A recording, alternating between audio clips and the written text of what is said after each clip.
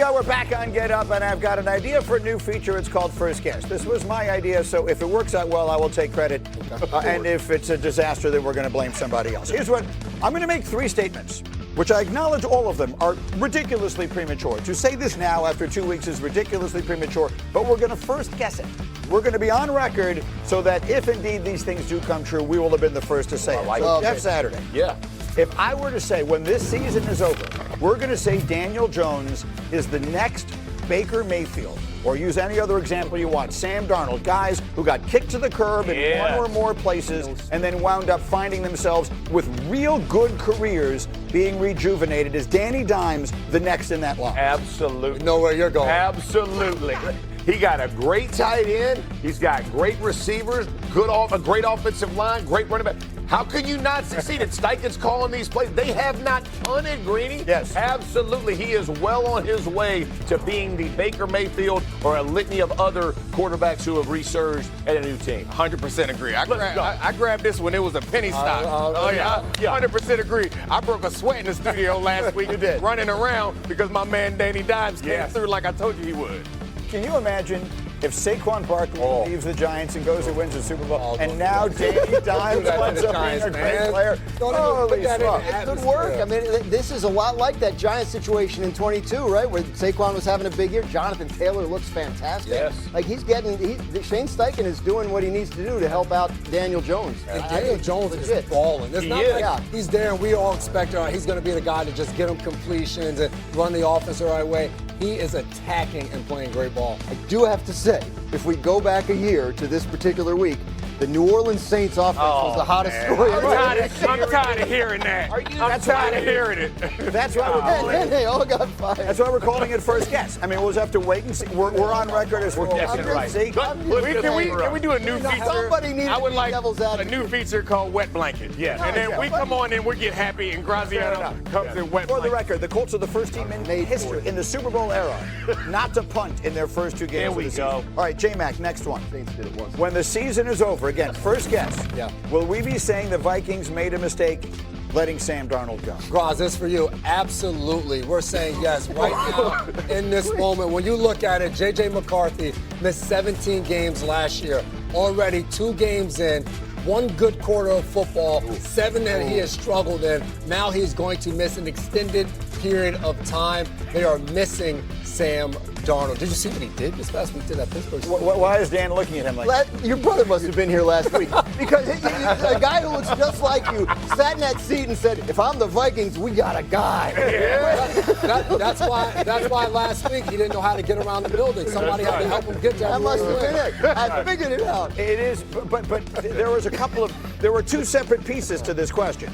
One of them is what J.J. McCarthy does and doesn't turn out to be. The other is Sam Darnold. Yeah. Right? I mean, he looked pretty good against the Steelers the other day. And pretty good. Better than pretty good. Getting the ball out. Getting the ball out, putting the ball where it needs to be. The Seahawks look like a real deal with Darnold leading them. Absolutely. McCarthy, to J-Mac's point, 7 bad, 1 good, and now you're going to miss a month like that.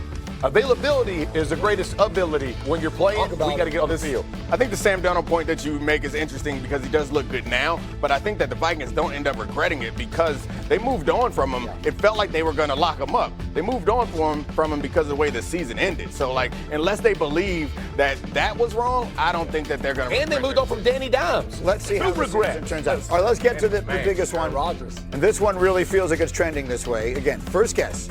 Graziano, when the season ends, will we say Micah Parsons was this year's Saquon Barkley? Yeah. I mean, I think this is a team that was ready to be great and added a piece that could take it over the top. That's what the Eagles did last year when they got Saquon Barkley. And absolutely, I mean, I think this Packers team was good enough to contend for the Super Bowl anyway. Right. They had Micah Parsons. Look what it has unlocked for them on defense. Unbelievable. And the offense is able to play. Remember, Orlovsky was like, the offense is going to be able to be real aggressive now. They are. I just think it's, a huge difference. There's both sides of it, because there's that. There's him being the missing piece that puts a team over the top. That's what Barkley was. There's also the regret right? There was also the super high-profile owner on Hard Knocks saying, I'm not going to sleep well if he winds up there. Yeah. And we're going to have a camera on Jerry Jones every single week. And if this team is 15-2 and makes a run all the way to the Super Bowl, we're going to have a lot of those same conversations. Just get more and more pale every week. Just watching. I mean, it's painful to watch. If you're the Cowboys and you give up what you just gave up to Russell Wilson and the Giants, and you can get no pressure on the QB. I know Dan thinks they're going to make the playoffs anyway because their offense is going to be that good. You hope and pray if you're Jerry Jones. And by the way, can I just say something about this segment? I'm not a fan already. We all three just contributed to Greeny and propping him up. And he just called us irrelevant before we even started. Said basically these players don't matter. There's one guy on every team that matters. Even if you snap him the ball, Yeah, exactly. That's not what I said. The supporting cast is critical, but the lead, the star, is the one who matters. They are the ones who matter. But Micah Parsons is one of the rare examples of others who matter. And so let's talk about his former team, okay? The Cowboys and Packers play each other in 2 weeks, by the way. The Cowboys defense, in a word, stinks.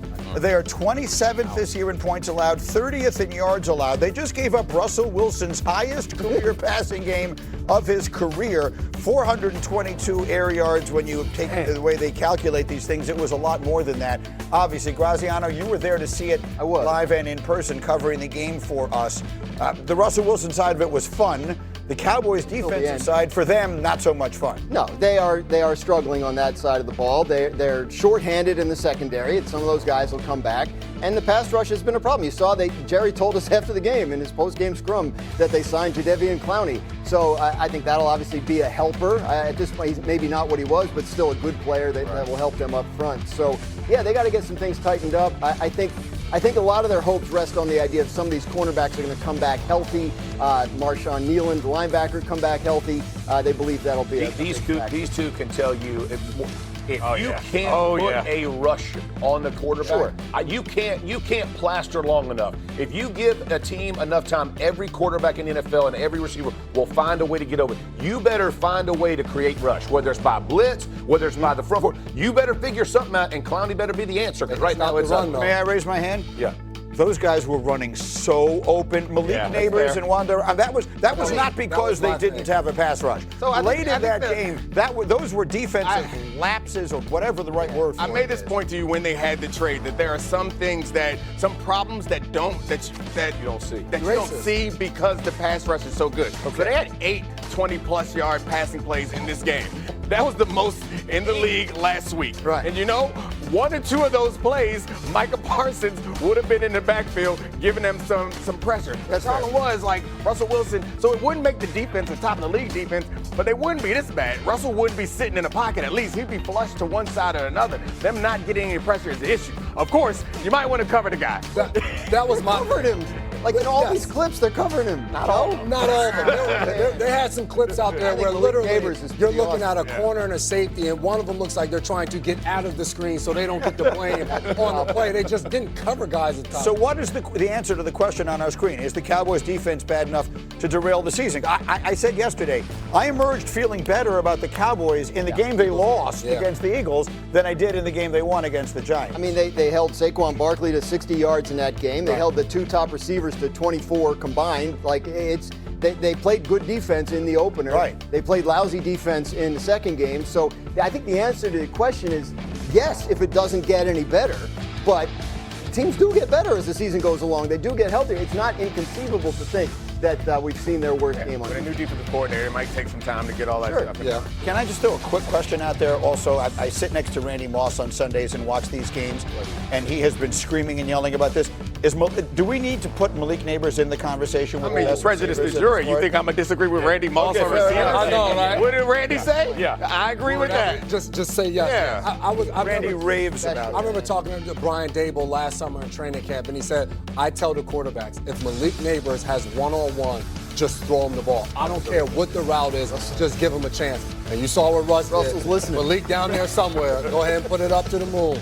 He's ridiculously good. By the way, one other thing I wanted to show you here. The Cowboys have my new favorite fan of all time. Can we